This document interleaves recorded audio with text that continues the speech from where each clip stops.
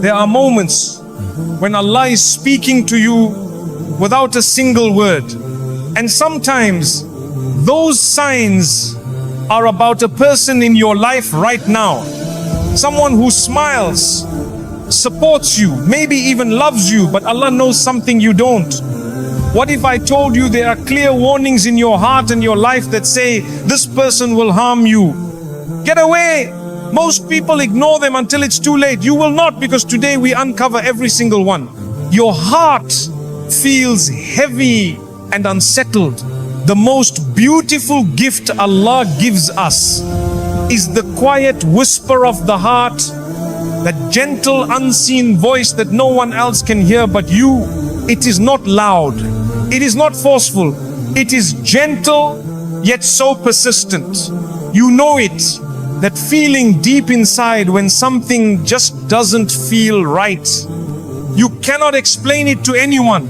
You can't show it in words or prove it with evidence, but you feel it. And that feeling doesn't come from nowhere. It comes from the one who created your heart. It comes from the one who fashioned your soul. It comes from Allah. Sometimes you sit with someone, they smile at you, they speak kindly, they even say the right things, but deep down, a small voice inside says, be careful, something is not right here. Your heart feels uneasy. It feels like the air around you is heavier than usual. The peace you had a moment ago begins to fade. Your thoughts feel crowded. Your chest feels tight. And when you finally leave their company, you feel lighter, as if a burden was quietly lifted off your shoulders.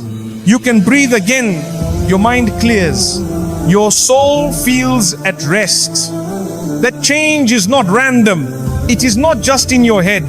It is Allah showing you something. The Messenger of Allah sallallahu alaihi wasallam told us that the heart can see what the eyes cannot, because the eyes only see what is on the surface, but the heart feels what is underneath. You may try to convince yourself you are overreacting. You might tell yourself, they've done nothing wrong, I have no proof. But the truth is, you don't always need proof when Allah is your protector. Sometimes Allah will remove people from your life quietly. No big arguments, no obvious betrayal, just a growing discomfort that pushes you away little by little. That is His mercy, that is His shield. Allah says in the Quran, if they incline to peace, then incline to it also and rely upon Allah. Surah Al-Anfal 861. And when your heart does not incline to peace, when it refuses to settle, it is also telling you something. It's telling you that this place, this person, this connection is not bringing you the peace Allah promises. And when something robs you of that peace, it cannot be from Him. Peace is not just the absence of problems. It is a deep, quiet comfort in your soul. It is the type of ease that allows you to breathe without fear, to speak without guarding every word, to pray without distraction. When you are with the right people, your heart feels safe. It opens like a flower in sunlight. It remembers Allah more easily. It feels encouraged to do good. But when you are with the wrong people, something inside begins to shrink. You laugh less, or you laugh in ways that feel empty. Your mind is restless. Your ibadah becomes harder. Your du'as feel heavy. And maybe no one else sees it. Maybe to the world, they look like the perfect friend, the perfect partner, the perfect helper. But Allah has allowed you to feel something deeper, something hidden, because He wants to protect you. My dear brother, my dear sister, never dismiss these small alarms. They are often the first layer of Allah's protection. They come before the big warnings. They come before the clear danger. They come when Allah still wants to give you the chance to step back without harm. How many people have ignored that feeling and later said, I knew something was wrong, I felt it from the start, but I stayed. Do not let that be your story. When Allah warns you once, do not ask for Him to warn you twice. Sometimes your heart will whisper, This person's words are sweet, but their energy is bitter. This person's smile is bright, but their intentions are dark. This person's company feels warm now, but their path will lead you to coldness.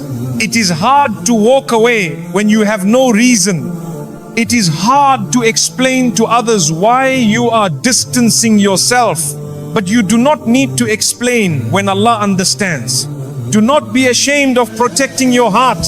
Do not be embarrassed about protecting your peace.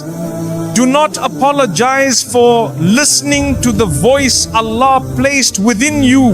The dunya will tell you to ignore feelings, to be logical, to wait for visible proof. But faith teaches you to trust what Allah has placed inside you, especially when it aligns with His promise of peace. Peace is a gift, and Allah does not take it away without reason.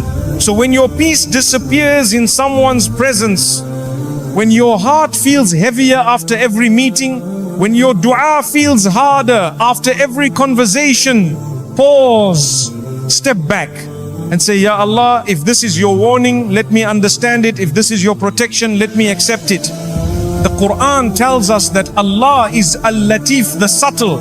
He protects us in ways we cannot see. He guides us gently, without force.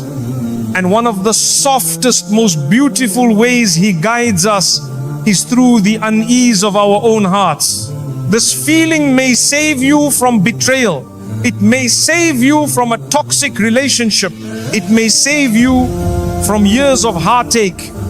It may save your iman. Some people pray for Allah to show them the truth, and He does not in visions, not in dreams, but in the simple heaviness of a moment, in the quiet restlessness after a meeting, in the sigh you breathe without knowing why. That is truth. That is protection. That is mercy. So the next time your heart feels unsettled, do not push it aside. Do not silence it. Do not cover it with excuses. Instead, pause and listen, because your heart may be hearing what your ears cannot. Your soul may be seeing what your eyes cannot. And Allah is always speaking to those who are willing to listen. They pull you away from your deen. There is something Allah has placed inside you that is more precious than all the wealth in this dunya. It cannot be bought. It cannot be stolen unless you hand it over. It is your iman. It is your connection to Him. It is your deen. This is not just a part of your life, it is your life. It is the rope between you and Jannah. It is the bridge between your short time here and your eternal home there. And sometimes, without you even noticing, certain people start loosening your grip on that rope. They don't come and cut it in front of you. They don't openly say, leave Allah, stop praying, stop believing. No, it is far more subtle than that. It begins small, a little delay here, a skip prayer there. I will read Quran tomorrow that never comes. You don't notice it at first, because they still smile, they still speak nicely. They might even use words of kindness, but slowly, very slowly, your heart changes.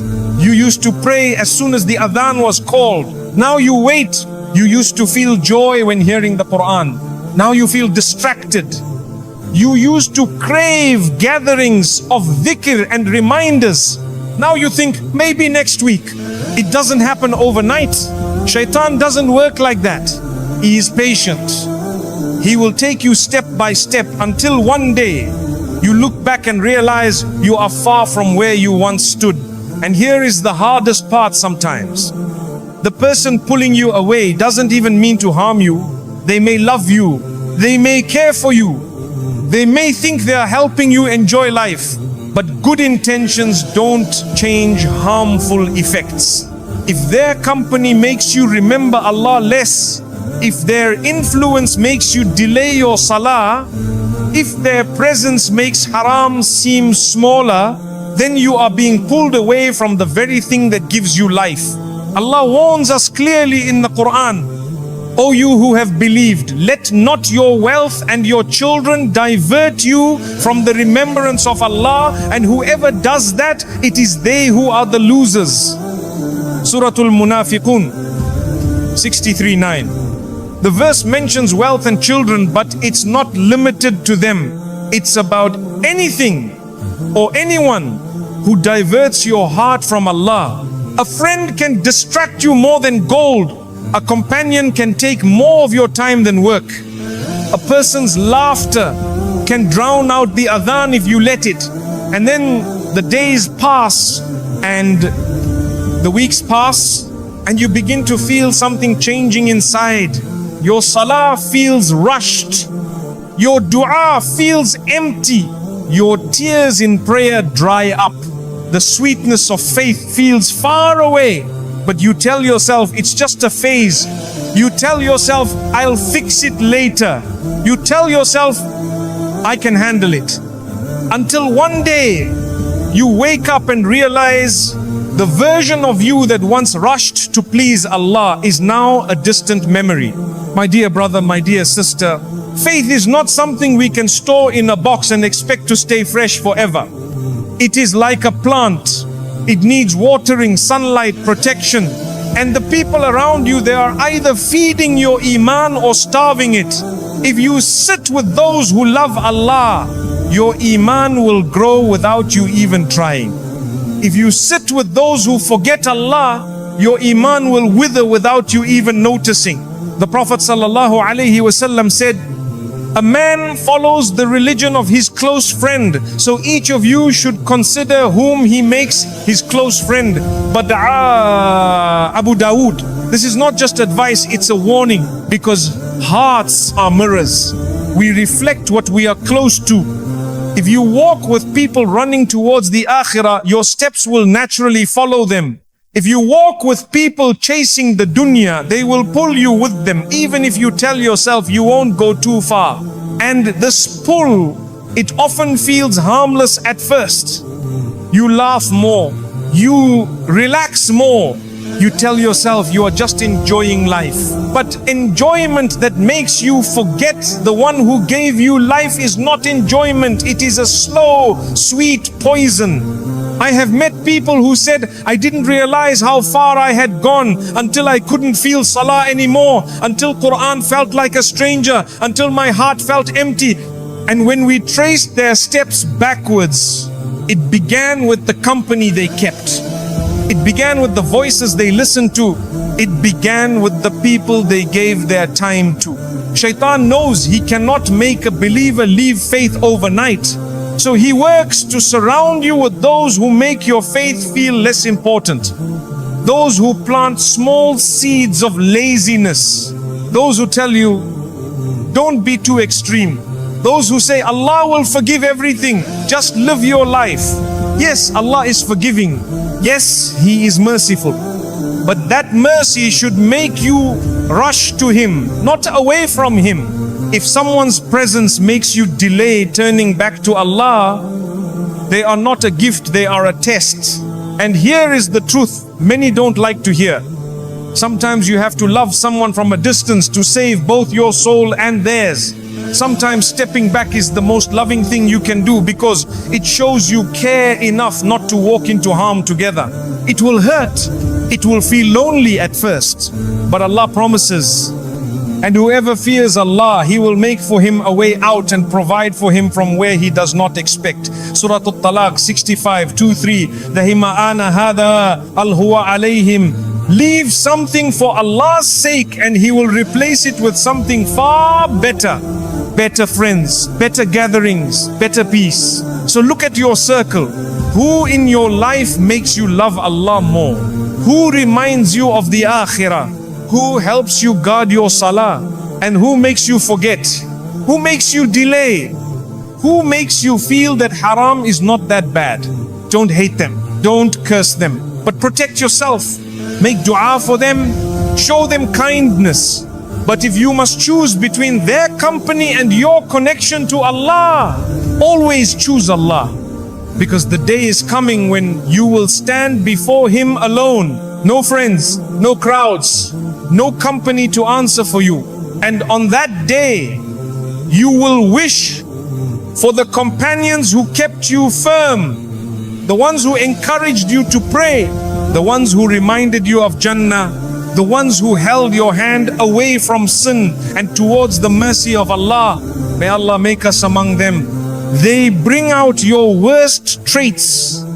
There is a version of you that Allah loves, the version of you that is gentle in speech, quick to forgive, slow to anger, patient in trials, kind to strangers, humble when praised. That version of you is a blessing from Allah. It is the product of His guidance, His mercy, and the choices you've made to please Him. But my dear brother, my dear sister, that version of you is not guaranteed to stay forever, because there are people whose presence can water the seeds of goodness in you, and there are people whose presence can awaken weeds you thought you had already uprooted. Sometimes you are not tested with hardship. Sometimes you are tested with company. You can be calm all day and then spend an hour with the wrong person and find yourself raising your voice. You can guard your tongue for weeks and then sit with certain people and find yourself gossiping as if you had never promised Allah you wouldn't. You can feel grateful in the morning and feel bitter by nightfall because someone kept feeding you words of envy. This is not always because you are weak. It is because hearts are mirrors. They reflect what they are closest to. The Prophet Muhammad sallallahu alaihi wasallam said, the example of a good companion and a bad companion is like that of the seller of musk and the blacksmith. The musk seller might gift you perfume, or you might buy some, or you might simply benefit from his fragrance. But the blacksmith might burn your clothes, or at the very least, you will smell a foul odor from him. Even if the blacksmith never means to harm you, you still walk away with smoke in your clothes. Even if the musk seller never speaks to you, you still walk away smelling sweet. This is the power of environment. We sometimes underestimate how much of ourselves is shaped by the people around us. We think, I can handle it, I won't change. But the reality is, the more time you spend with someone, the more your heart aligns with theirs, whether you notice it or not. And the most dangerous kind of influence is the subtle kind. The kind that doesn't feel dangerous at first. It begins in small ways. They make you laugh at someone else's flaw. They encourage you to speak your mind when speaking your mind really means speaking without mercy. They tell you to be strong when they actually mean don't forgive. And each time a small seed is planted, a seed of arrogance, a seed of impatience, a seed of bitterness, and seeds, they grow. They grow faster when they are watered, and the people around you, knowingly or unknowingly, can water the wrong seeds in your heart. One day, you might look in the mirror and realize you don't recognize your own reflection. You speak sharper than you used to. You trust less. You complain more. You look for faults before you look for goodness. And it's not because your heart was always like this. It's because you allowed company into your life that made your worst traits feel normal. Allah warns us about this through the voice of regret in the Quran. Oh, woe to me! I wish I had not taken that one as a friend. He led me away from the remembrance after it had come to me. Surah Al-Furqan 25, 28, 29. This verse is not about one bad day. It's about the slow pull away from the person you were when you were closest to Allah. Sometimes Allah gives you the gift of noticing the change early. You feel heavier after conversations. You feel more impatient with your family. Your prayers feel rushed. Your heart feels less soft. That is Allah saying to you, pay attention. This is not the path I want for you. It doesn't mean you hate the person. It doesn't mean you look down on them. It means you value your soul enough to protect it. Because if someone's presence feeds your worst traits, it will starve the parts of you that Allah loves most. Think of your heart as a garden. Inside it are flowers, patience, humility, mercy, gratitude. Inside it are also weeds, anger, pride, envy, harshness. Every person in your life is either helping water your flowers or your weeds. And weeds grow quickly. They spread. They suffocate the flowers if you let them. This is why wise people are careful with their circles. Not because they are arrogant. Not because they think they are better than others. But because they know whatever they allow in their hearts will eventually grow. If you are around people who constantly criticize others, you will soon find criticism flowing off your own tongue. If you are around people who speak with mercy, you will find your own voice becoming gentler without even trying. We imitate the environment we are in, and the danger is that we often do not realize when imitation begins. That is why protecting your inner self sometimes means creating outer distance. It's not always about cutting ties completely. It can mean spending less time in certain spaces. It can mean keeping some conversations lighter, less personal. It can mean saying no when invited to situations that you know will trigger the parts of you you're trying to heal. It can also mean surrounding yourself with people who will challenge your worst traits. Those who will say, calm down when anger rises. Those who will remind you, let it go when your pride resists. Those who will quietly guide you back to patience, forgiveness, and humility. My dear brother, my dear sister, never trade the version of yourself that Allah loves for the comfort of blending in. Never bury your better self to keep company with those who prefer the worse in you, because on the day of judgment, you will stand alone. Your friends will not answer for your words. Your circle will not carry your deeds. It will just be you, your character, and the one who sees it all. And when Allah looks at you on that day, let Him see the version of you that He guided, that He loved, that He nurtured. Guard that version. Protect it from environments that choke it. And if you must walk away to save it, walk away with dignity, with dua and with trust in Allah. Because whatever you give up for His sake, He will replace with something better in this world and in the next. Repeated obstacles arise in their presence. Sometimes Allah speaks to you without sound. No voice you can hear. No letter written in the sky. But He speaks through patterns, through things that keep happening. Again and again and again. You notice it even if you don't want to admit it. Every time you try to move forward with someone, something gets in the way. You plan, but the plan falls apart. You try again, but something unexpected stops you. You prepare more carefully, but the door still closes. At first you think it's just bad timing. Then you think it's just bad luck.